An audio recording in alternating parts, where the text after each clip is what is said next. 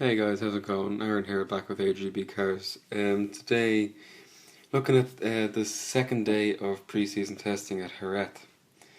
So, before we head into all the times and laps and who did what, I thought I'd just mention a few things that I noticed around the place in the past couple of days at Jerez that I think are kind of interesting.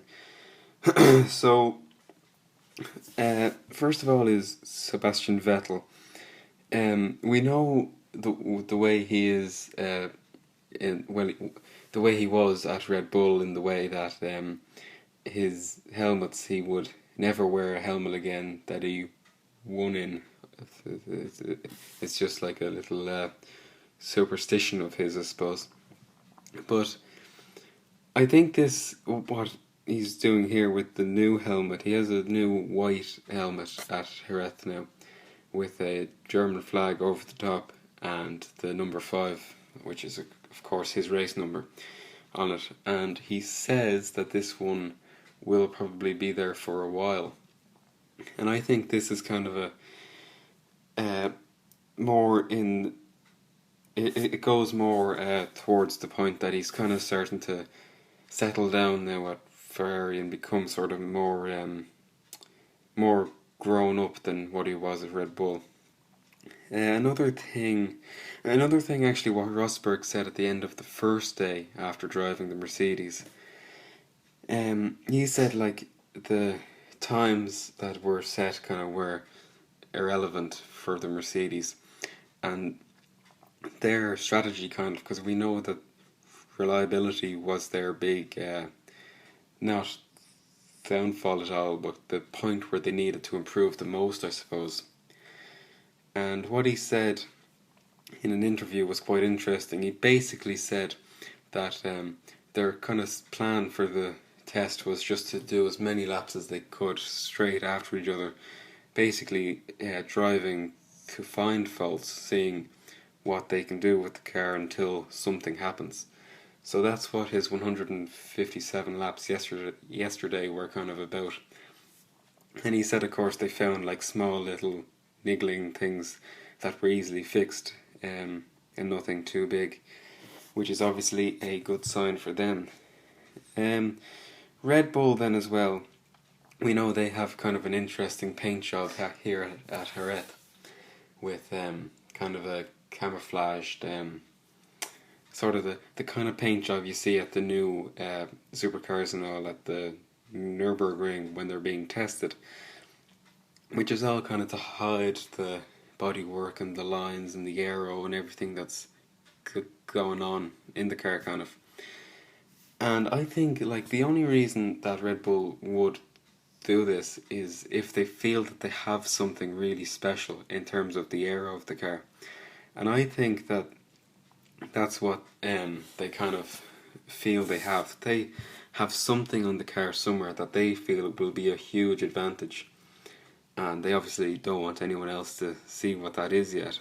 Of course, we know that Adrian Newey is kind of stepping back, and this year is kind of his last year as full head of Red Bull Aero division, kind of.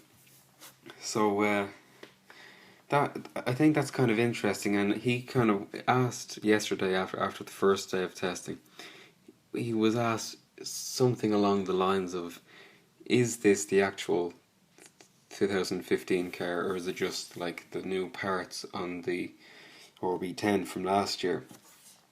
And he didn't give like an answer really. He just kind of said all about how all the cars will change before Australia, and it doesn't really matter what the car is now. So I certainly think that there's something up there anyway. Then also Lotus, quick mention to them, they put in their first laps today, which was actually fantastic work, because their car with the Mercedes engine that they have newly now only fired up for the first time on Sunday morning. And then when that, they said kind of, okay, now it works. take it all apart again, put it in a plane, send it to Spain, unpack it all, and then head towards Jerez and everything. So they only arrived late on Sunday night with their car, and they said then that it would probably be Tuesday before they would run, but they managed to somehow put the car together quickly overnight and get everything set up that they wanted to. So they headed out on track, and so that was really kind of impressive for them, and got 41 laps done, of course, on their first day, which was impressive. So that's kind of all the behind the scenes stuff that's going on. Head into lap times again now. So fastest of the second day was Sebastian Vettel yet again in the Ferrari, which is very interesting. Of course, like lap times again, I'll say it again and again, they're really irrelevant here at the tests. Like no one knows what anyone's doing, if they have the engine turned up fully, if they're running light fuel loads, if they're trying out mad aero bits on the front or rear wing or whatever. But certainly encouraging to see Sebastian Vettel up there. And again, I said in yesterday's video, which by the way, if you haven't seen, you should go check that out. The link will be down under in the description. I said yesterday how he is very superstitious and the statistics matter to him. So, like, he will certainly be happy. He'll be thinking to himself, I've topped the times on every single session that I've been in this season. And that kind of means something to him. So maybe he said, right guys, look, I want to get the quickest time, so put low fuel in it, make the car go as quick as possible. And so who knows, but they also did 88 laps, which was also very impressive, which is a solid amount of laps and brings their total up to 148, which is not bad anyway. And they had a non-problematic day, like they didn't really run into any problems. And then of course setting that good time, which was a lot faster than anyone else managed, and a fair amount of laps, so Ferrari anyway look in good shape. Then Sauber comes second with Felipe Nasr in it. And, well, I'm certainly happy to report that Sauber seem to be a real team after kind of newly finding themselves again, because last year they had a really diabolical season and they didn't score 1 point for the whole season. But now they're back and they're second on the timesheets with a fantastic amount of laps. Sauber, of course, have the Ferrari engine, and with those two Ferrari engined cars in the top two with a solid amount of laps each, shows that Ferrari perhaps did improve their engine quite a bit over the winter, which is certainly a good sign going towards the Mercedes fight. And then Sauber, I mean, Felipe Nasr did the second quickest time, almost a second off Sebastian Vettel, but certainly not anything to be disappointed with. And again, a non-problematic day there. Sauber also, towards the end of the session, it started to rain quite heavily, and I suppose some teams wouldn't elect to run in the wet in the testing because it doesn't really mean anything. But then some would, because it's just more information about how the wet tyre behaves, and just for the driver to kind of have a feel of the new car in the wet, if not anything else.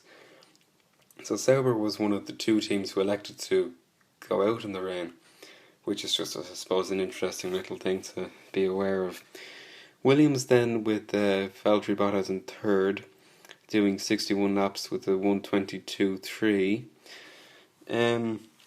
Again, another good day for them, up to 134 laps overall. A straightforward day, not many problems as per Ferrari and Sauber.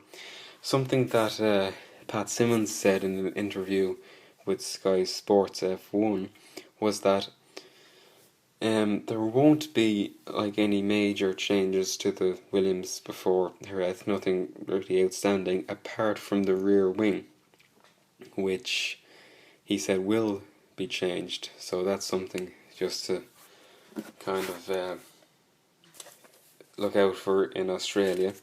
Then Mercedes and Lewis Hamilton in fourth. Again, most amount of laps again from Mercedes of the day, and bringing up to a grand total of nearly 250, which is again just fantastic for this time of year. Um, Reliability, I suppose, Mercedes is, you could say, is almost fixed now. Although we don't know if they're running at full chat yet, or if they're just on idle really around the lap. 1:22.4 then, a tenth of a second off the Williams. Again, times don't really mean anything any much, but some solid running anyway before a water leak bothered Hamilton and caused him to come into the pits and then turn off the engine early in the pit lane, and then he had to be wheeled down by his mechanics. So they said on their Twitter feed that they'd have it out in a few minutes, that it'll be fixed. It turned out that that wouldn't be the case, and it ended up to be a little more than that. So they did not run again after that, but still managed the most amount of laps of the day. Then we go down to Max Verstappen in the Toro Rosso. This is, of course, the new Dutchman, the son of Jos Verstappen, the old F1 driver. And he's, of course, the 17-year-old, and today became the youngest man ever to drive an F1 car in an official session. So 24.1 was his lap. So obviously not really tempting to go really that fast. But 73 laps, which is good, is the most amount of laps done by any Renault engine so far anyway. Of course, it's only Toro Rosso and Red Bull with the Renault engine. That's really all to say for Toro Rosso. They were the other team to go out in the wet with Sauber. I suppose it's good for Verstappen to get sort of some experience in the wet, and have a good feel for the car. Then we go down to Lotus, and Maldonado made his first entrance of the season, and they should be very happy because they got out ahead of schedule.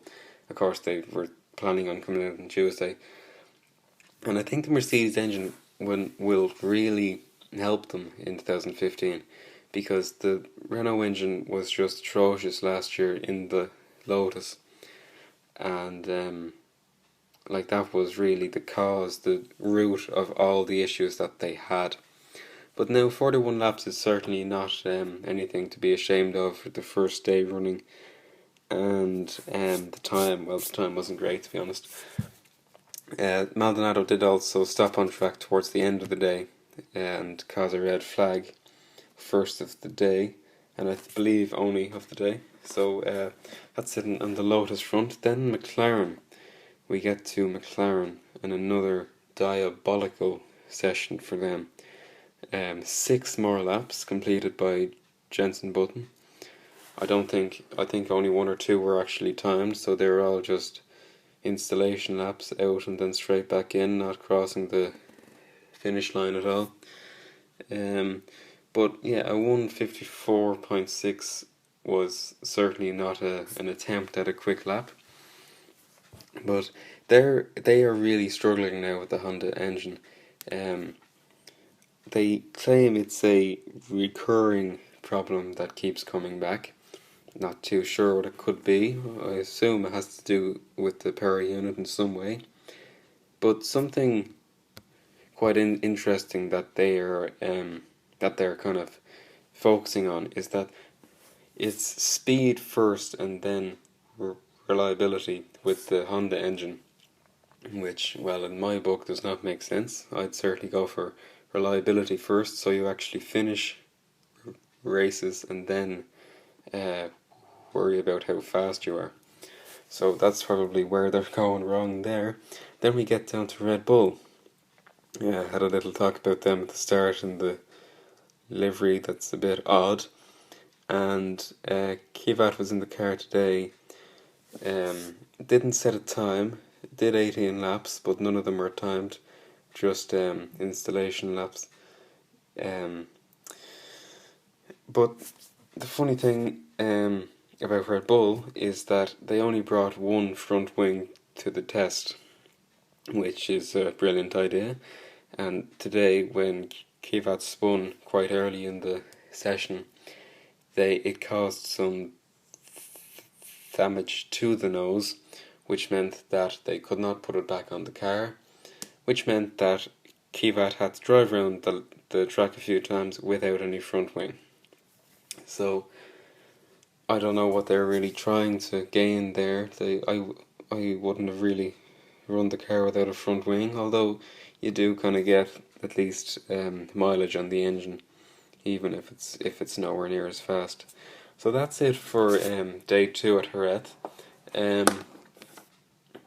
Yeah, that's what I think anyway, all the times. So as a quick recap, I suppose, Ferrari Sauber looking very strong in terms of pace and laps, and Mercedes, of course, with reliability and mileage that hasn't been matched anyway. So that's it. I'll see you tomorrow for a recap of the 3rd day of testing. Like, comment, subscribe as always for more, and yeah, I'll see you in the next one. Thanks for listening.